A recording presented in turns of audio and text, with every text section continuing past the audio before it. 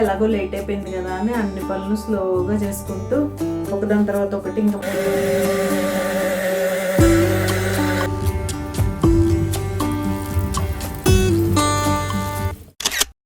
Hello అండి, నేను మీ Jyothi. Welcome back to my channel Rithkruthi Sweet Home. ఎలా ఉన్నారు మీ అందరూ? బాగున్నారా? నేను చాలా బాగున్నాను. ఈరోజు మీరు నా మండే బిజీ గజిబిజీ రొటీన్ బ్లాగ్ అయితే చూస్తారు. ఇదొక ఫుల్ డే బ్లాగ్, అంటే మార్నింగ్ టు నైట్ రొటీన్. ఇప్పుడైతే ఇక్కడ మార్నింగ్ లంచ్ బాక్స్ ప్రిపరేషన్ జరుగుతుంది. యూజువల్గా నా మండేస్ ఇలానే బిజీగా ఉంటాయి. జనరల్గా 99% ఇలానే ఉంటాయి. 1% కొంచెం అటు ఇటు అవుతుంది. సో ఆ పనులన్నీ నేను ఎలా మేనేజ్ చేసుకుంటాను అనేది ఈ వీడియోలో అయితే మీతో షేర్ చేస్తాను. సో వీడియో చివరి వరకు మిస్ అవ్వకుండా చూడండి. అండ్ అసలు విషయం ఏంటో తెలుసా, ఒక 10 days నుంచి లంచ్ బాక్స్లు హడావుడి లేక బాడీ బాగా లేజీ అయిపోయిందని నాకైతే అర్థమైంది. 5 o'clock అలారం పెట్టుకున్నాను, కానీ అది ఎప్పుడు మోగిందో ఏమో నాకేం తెలీదు. ఆల్మోస్ట్ లేచేసరికి 6:45 అలా అయిపోయింది. ఇంకా హడావుడిగా ముందైతే లంచ్ బాక్స్ ప్రిపరేషన్ చేస్తున్నాను. మీరు అబ్జర్వ్ చేసినట్టయితే ముందు రోజు వీడియోలో నేను గ్రైండర్ వేయాలని చెప్పాను కదా. జనరల్గా మార్నింగ్ లేవగానే వేసేస్తాను, ఇంకా ఆ టైం కూడా లేకుండా ముందు ఫాస్ట్గా ఈరోజు 1/2 hour to 45 minutesలో లంచ్ బాక్స్ అయితే రెడీ చేసి ఇచ్చేసాను. ఇంకా లంచ్ బాక్స్కి ఏం చేశానంటే సొరకాయ మునక్కాయ కర్రీ అయితే చేశాను. ఇప్పటివరకు మీరు క్లిప్స్ చూసే ఉంటారు. ఇది ఇగురు కర్రీ కాబట్టి పోపు దినుసులు ఏం వేసుకోకుండా సరిపడా ఆయిల్ తీసుకొని ముందుగా ఆనియన్ పచ్చిమిర్చి వేసుకొని అవి ఫ్రై అయిపోయిన తర్వాత కొద్దిగా జింజర్ గార్లిక్ పేస్ట్ వేశాను.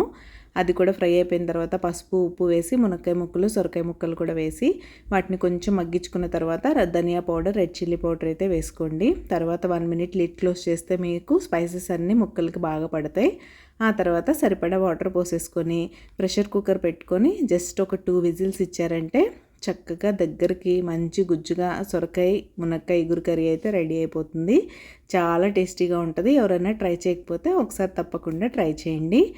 అండ్ పక్కనే బ్రేక్ఫాస్ట్ కోసం రాగి జావ కూడా రెడీ చేస్తున్నాను. ఈరోజు బ్రేక్ఫాస్ట్కి రాగి జావ పపాయ యూజువల్గా మండేస్ ఉండేదే అది. ఇంకా దాని పని కూడా అయిపోయిన తర్వాత ఇంకా చపాతీ చేయాలి.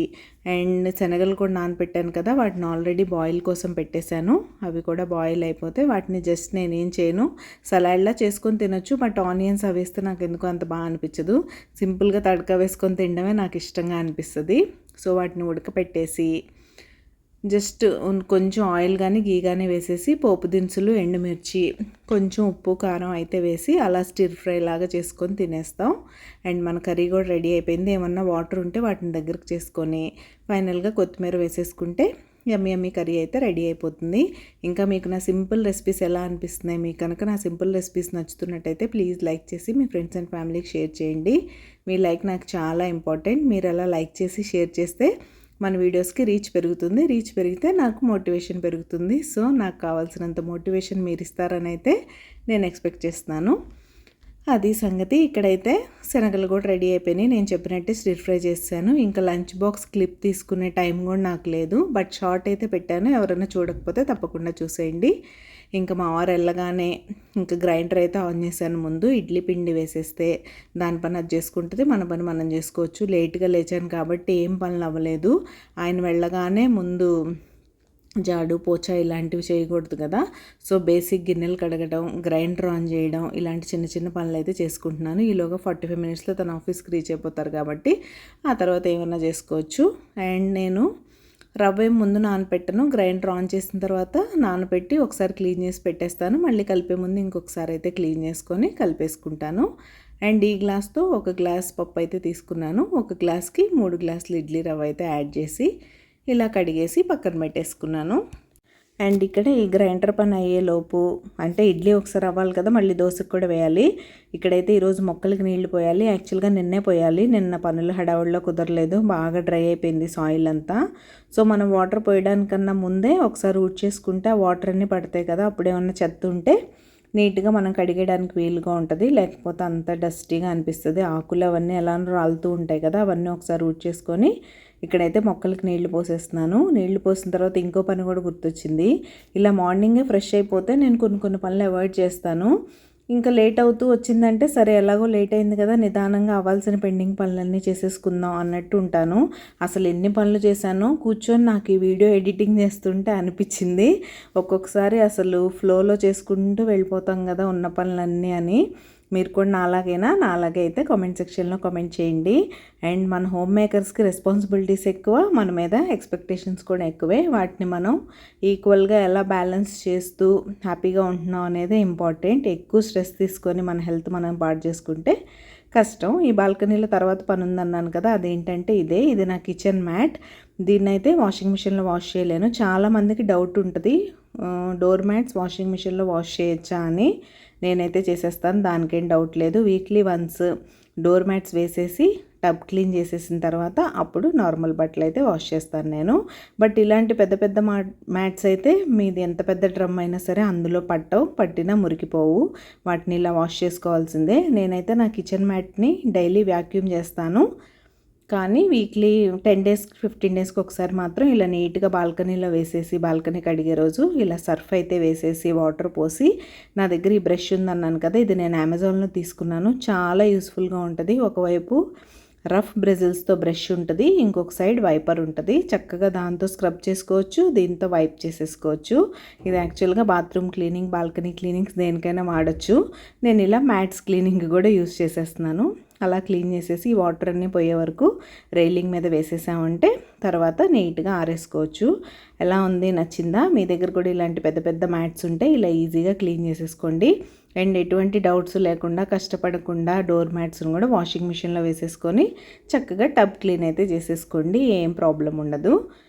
ఇక్కడైతే నా పని అయ్యేసరికి ఇడ్లీ పిండి రెడీ అయిపోయింది. ఇంకొచ్చి నీట్గా హ్యాండ్ వాష్ చేసేసుకొని ఇడ్లీ పిండిలో అయితే రవ్వ కలిపేస్తాను. ఇడ్లీ పిండి ఎప్పుడు మీరు బాగా గట్టిగా కలుపుకోవద్దు, అప్పుడు ఇడ్లీలు గట్టిగా వస్తాయి. ఇలా ఎయిర్ ఫామ్ అయ్యేలాగా మిక్స్ చేస్తూ కలిపితే మీకు ఇడ్లీ అప్పటికప్పుడు వేసుకున్నా సరే మెత్తగా చాలా బాగుంటాయి.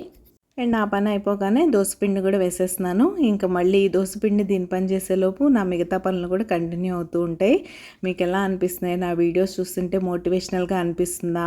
వీటిని చూస్తే అబ్బా జ్యోతి పని చేస్తుంది, మనం కూడా నీట్గా ఈ పని చేసేసుకుందాం అని అనిపిస్తుందా? అనిపిస్తుంటే తప్పకుండా నాతో కామెంట్ సెక్షన్లో షేర్ చేసుకోండి. మీ కామెంట్స్ కోసం నేను వెయిట్ చేస్తూ ఉంటాను వీడియో లైవ్ అయినప్పటి నుండి. సో తప్పకుండా టైం తీసుకొని నా కోసం ఒక చిన్న కామెంట్ అయితే చేసేయండి. అండ్ ఈరోజు మండే కాబట్టి మా రూమ్లో బెడ్షీట్ అయితే ఎలాగో చేంజ్ చేయాలి. సరే ఇంక స్నానం చేయలేదు కదా, చెప్పాను కదా, ఒకదాని తర్వాత ఒకటి ఇంకా చేసుకుంటూ వెళ్ళాను. చూస్తుంటేనే అర్థమైంది ఇన్ని పనులు చేశానా అని.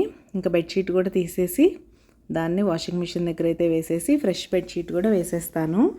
మనకి ప్రియారిటీస్తో వచ్చే వరీస్ గురించి మనం ఈరోజు మాట్లాడుకుందాం. ప్రియారిటీస్ మనమే డిసైడ్ చేసుకోవాలి, ఈ పని చేయాలా ఆ పని చేయాలా అని.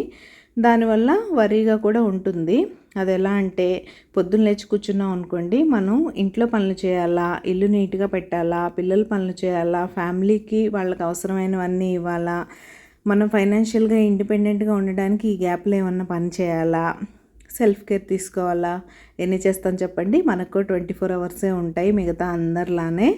సో మనం కూడా కొన్ని పనులు వదిలేస్తూ వెళ్ళిపోతూ ఉండాలి. అన్ని రోజులు అన్ని పనులు చేయడం కుదరదు. అండ్ ఇక్కడైతే నేను ఈ బెడ్షీట్ క్లీన్ చేసిన రోజు ఇక్కడున్న ఫోటో ఫ్రేమ్స్ అన్నీ కూడా డస్టింగ్ చేసేస్తాను, ఒక వెట్ వైప్ అయితే తీసుకొని. అది ఆ పని నడుస్తూ ఉంది. మనం ఒకదాని మీద టైం స్పెండ్ చేసాం అనుకోండి, ఖచ్చితంగా ఇంకో పని అయితే మిగిలిపోతుంది.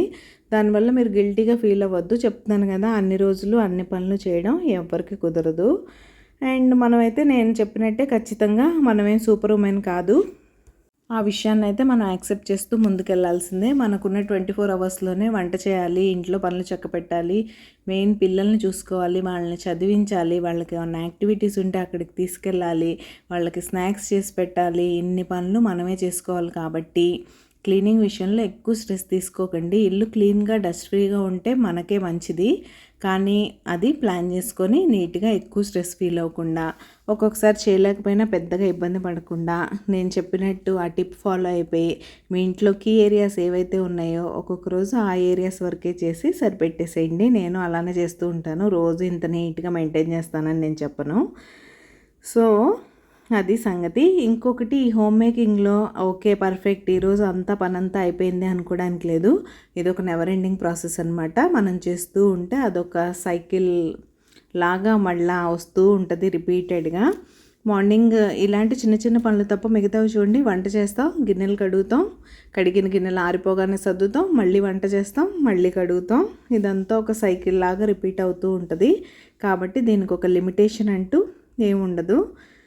కాబట్టి నేను చెప్పినట్టు స్ట్రెస్ తీసుకోకుండా హ్యాపీగా హోమ్ మేకింగ్ని ఎంజాయ్ చేస్తారని మనస్ఫూర్తిగా కోరుకుంటున్నాను. నేనైతే నా హోమ్ మేకింగ్ని ఎంజాయ్ చేస్తున్నాను. మీలో ఎంతమంది నాలాగా హోమ్ మేకింగ్ని ఎంజాయ్ చేస్తున్నారో నాతో కామెంట్ సెక్షన్లో కామెంట్ చేసేయండి. అండ్ వర్కింగ్ ఉమెన్ మీకే ఇప్పుడు మీరు మీ టైంని ఎలా మేనేజ్ చేస్తున్నారు? సండే ఎక్కువ స్ట్రెస్ తీసుకోకుండా చక్కగా సండే రెస్ట్ కూడా తీసుకోండి. అది. అండ్ మీరు ఎవరైనా సబ్స్క్రైబ్ చేసుకోకుండా మన ఛానల్ చూసినట్టయితే ప్లీజ్ సబ్స్క్రైబ్ చేసుకొని నన్ను సపోర్ట్ చేయండి. సబ్స్క్రైబ్ చేసుకున్న తర్వాత బెల్ ఐకాన్ ట్యాప్ చేస్తే 3 ఆప్షన్స్ వస్తాయి. అందులో ఆల్ సెలెక్ట్ చేసుకుంటే నేను ఎప్పుడు వీడియో అప్లోడ్ చేసినా మీ మొబైల్కి నోటిఫికేషన్ వచ్చేస్తుంది. మీ దగ్గర ఫ్రీ టైం ఉన్నప్పుడు చూసేయచ్చు. మాటల్లోనే ఇక్కడైతే బెడ్షీట్ వేయడం అయిపోయింది. ఈ బెడ్షీట్ బాగుందా?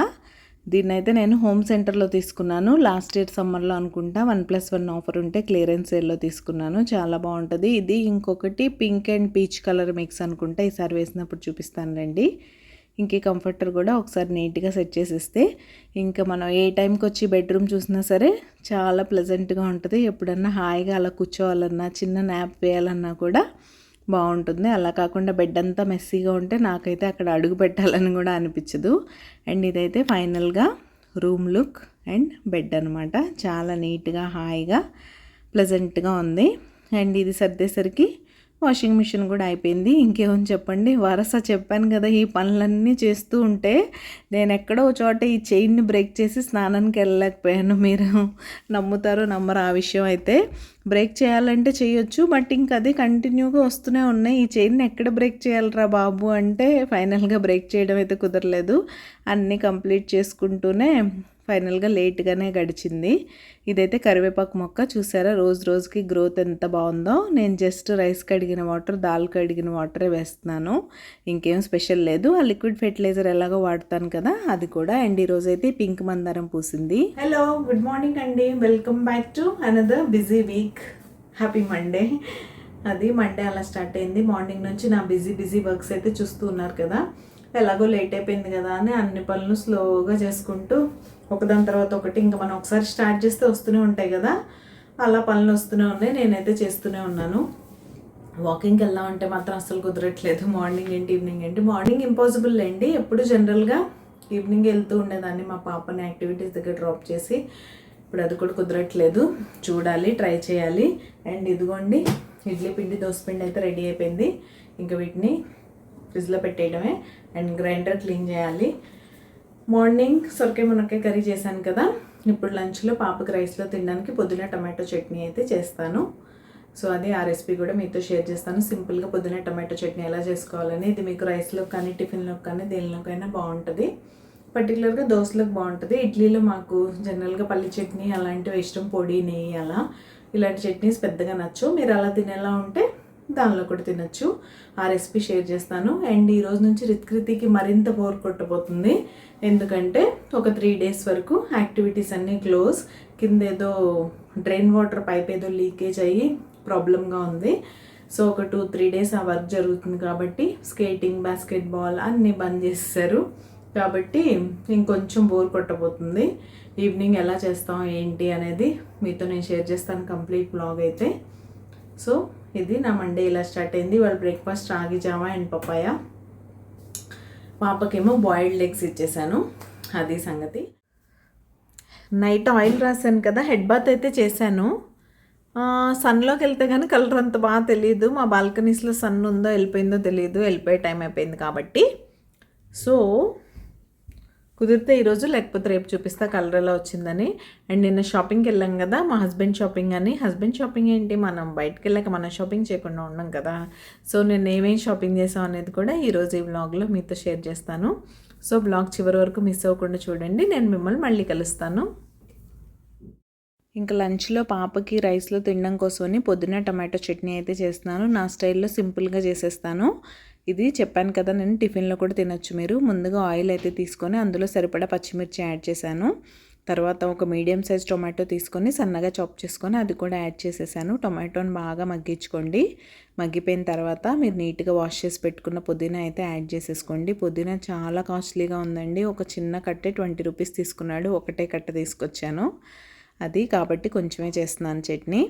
అండ్ ఫైనల్గా పుదీనా ఫ్రై అయిపోయిన తర్వాత వెల్లుల్లిపాయలు కూడా యాడ్ చేసుకొని బాగా మిక్స్ చేసుకొని ఈ మిక్స్ని చల్లారే వరకు పక్కన పెట్టేసుకోండి. చల్లారిన తర్వాత దాన్ని ఇలా మిక్సీ జార్లోకి తీసేసుకొని కొంచెం జీలకర్ర ఉప్పు అయితే యాడ్ చేసుకొని మిక్సీ పట్టేసుకోవడమే. మీకు కావాలంటే తడక పెట్టుకోవచ్చు, పెట్టుకోపోయినా కూడా చాలా బాగుంటుంది.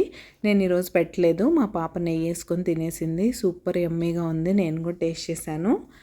అది ఈరోజు లంచ్ అయితే అలా గడిచిపోయింది. అండ్ ఇంకా ఈవినింగ్ అయితే మా పాప బనానా మిల్క్ షేక్ కావాలంది. ఇదైతే ఎంత బాగుందో చూసారా. ఇదొక పోర్టబుల్ బ్లెండర్, వంటర్ షెఫ్ వాళ్ళది. ఇది నేను ఎయిర్ ఫ్రైయర్ తీసుకున్నప్పుడు దాంతోపాటు ఫ్రీగా వచ్చింది. Nutri cup zip portable blender అని. దీనికే మీరు యూస్ చేసుకోవచ్చు ఇలానే డైరెక్ట్గా. దీనిలోనే బ్లెండ్ చేసుకొని దీనిలోనే సిప్పర్ లాగా కూడా ఉంది, అలానే డైరెక్ట్ తాగేయచ్చు. నేనైతే ఇక్కడ ఒక బనానా తీసుకున్నాను. ఒక 50 ml కాచి చల్లార్చిన పాలైతే తీసేసుకొని ఇలా క్యాప్ ఫిక్స్ చేసేసి, మన చిన్న చిన్న బ్లెండర్స్ ఉంటాయి కదా, అవి ఎలా యూస్ చేస్తామో సేమ్ అలానే చాలా ముద్దుగా క్యూట్గా భలే ఉంది అసలు ఇది. అదైతే చేసేసి ఇంకా కొంచెం హనీ యాడ్ చేసి, ఇదిగో చెప్పాను కదా నేను సిప్పర్, ఇలానే దీన్ని డైరెక్ట్ ఇలానే మనం కన్జ్యూమ్ చేసేసుకోవచ్చు. అందులో ఉన్న షేక్ ఏదైనా సరే, ప్రోటీన్ షేక్ అయినా ఇలాంటి మిల్క్ షేక్స్ అయినా కూడా. తర్వాత కొంచెం హనీ వేసి మిక్స్ చేసి ఇచ్చేసాను. తనకి ఈవినింగ్ ఇలా గడిచిపోయింది చక్కగా. మనకు సమ్మర్ డ్రింక్ కూడా వచ్చేసింది. అండ్ నేను షాపింగ్ ఏమేం చేశానో చూపిస్తా అన్నాను కదా, మ్యాక్స్లోకి వెళ్ళాక మనం ఏం కొనకుండా ఉండవు. నేనైతే అక్కడ 2 టీ-షర్ట్స్ తీసుకున్నాను. అండ్ ఇదొక క్యాజువల్ ప్యాంట్, కార్డ్ సెట్స్లా వస్తున్నాయి కదా ఇప్పుడు, అది కాస్త క్రాప్ టాప్లా ఉంది. అందుకే నేను టాప్ వదిలేసి ఓన్లీ ప్యాంట్ తీసుకున్నాను. T shirts 299 rupees. అండ్ ఇదైతే నాకు సమ్మర్లో కొంచెం జీన్స్ బ్రీతబుల్గా ఉంటే బాగుంటుంది కదా, సో నేను బ్యాగీ ఫిట్ లివైస్లో అయితే తీసుకున్నాను.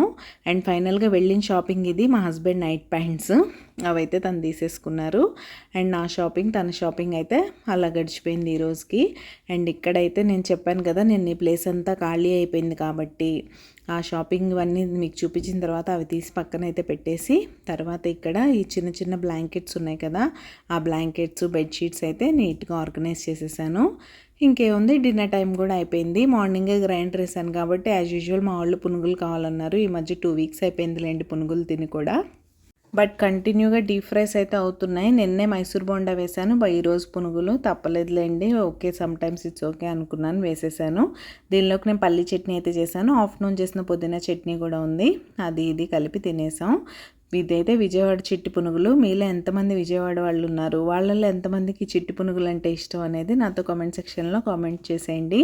Vijayawada people attention please, I need your attention. So తప్పకుండా కామెంట్ సెక్షన్లో కామెంట్ చేసేయండి. ఇలా అయితే పునుగులు వేసుకొని మా డిన్నర్ కానిచ్చేసాం. దీని తర్వాత ఏముంటుంది, ఇంకా కిచెన్ క్లీన్ చేసేసుకోవడం. రేపు మార్నింగ్ ఓట్స్ బనానా స్మూతీ చేస్తాను కాబట్టి దానికి నట్స్ కూడా సోక్ చేసేసుకోవడమే. అండ్ మీరు ఎవరైనా నాతో పర్సనల్గా మాట్లాడాలనుకుంటే మనకు సేమ్ రిత్కృతి స్వీట్ హోమ్ ఐడితోనే ఇన్స్టా అకౌంట్ అయితే ఉంది, అక్కడ మీరు నాకు DM చేసేయండి, మనం మాట్లాడుకుందాం. ఇవైతే నట్స్ మార్నింగ్ స్మూతీ కోసం. అది అలా గడిచింది. సో అదండి నా మండే అయితే ఇలా బిజీగా గడిచిపోయింది. మీరు మీ మండే ఎలా స్టార్ట్ చేశారు, ఎలా ఎండ్ అయింది, బిజీగా స్టార్ట్ అయిందా లేదా అని నాతో చెప్పండి. నేనైతే మార్నింగ్ కొంచెం లేట్గా లేవడం వల్ల ఇంకొంచెం హడావుడి ఎక్కువైపోయింది. సో అలా అయింది. వాళ్ళ ఫేస్ ఏంటో బాగా డల్ ఉంది కదా, ఏంటో రోజంతా బాగా నిద్రగా అనిపించింది, కానీ పడుకోవడం కుదరలా పాప ఇంట్లో ఉండడం వల్ల. అది ఇంకేవో పనులు అయితే ఉంటూనే ఉంటాయి కదా. ఇప్పుడైతే పడుకుంటాను. రేపు ట్యూస్డేనైతే ఫ్రెష్గా స్టార్ట్ చేద్దాం. ఈరోజు వీడియో ఎక్కడితో ఎండ్ చేసేస్తున్నాను. రేపు మరొక మంచి వీడియోతో మళ్ళీ మీ ముందుకైతే వచ్చేస్తాను. అంతవరకు take care, bye, keep smiling, see tomorrow, bye.